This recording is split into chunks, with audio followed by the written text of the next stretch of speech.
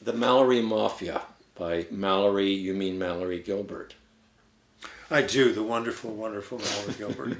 who is no longer with us, very sadly. I was doing a show at Tarragon, and I get pretty wound up toward the end of rehearsals. I'm fighting my lines, and it doesn't take much to push me, to get me to blow.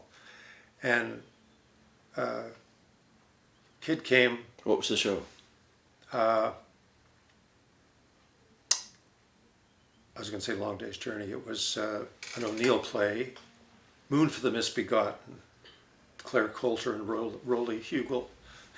It was, and Martha Henry was directing it. So it was a wonderful project, and I was really glad I did it. But this guy from the office came up to me and he said, "Will you be wanting any comps for opening night?"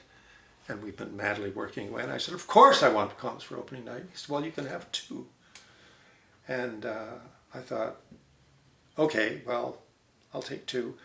And I started raving about it and making a little bit of a scene about why would you, because he was hoping that I wouldn't want any comps, they could use them for somebody else. So that on opening night, we see the entire Mallory Mafia sitting in the front row. And I think, well, if the theater's so hard up for comps that you're trying to minge my two away from me, and the Mallory Mafia, I wish I could remember all their names. They're all wonderful women. They did great stuff, but they weren't in themselves artists, and they weren't always making the conditions to make the art. They were doing, let's have a conference, or let's have a marketing consortium, or let's have all these things, and then they would create a little organization and they would run it, and they would attract money for it because it was a way of funding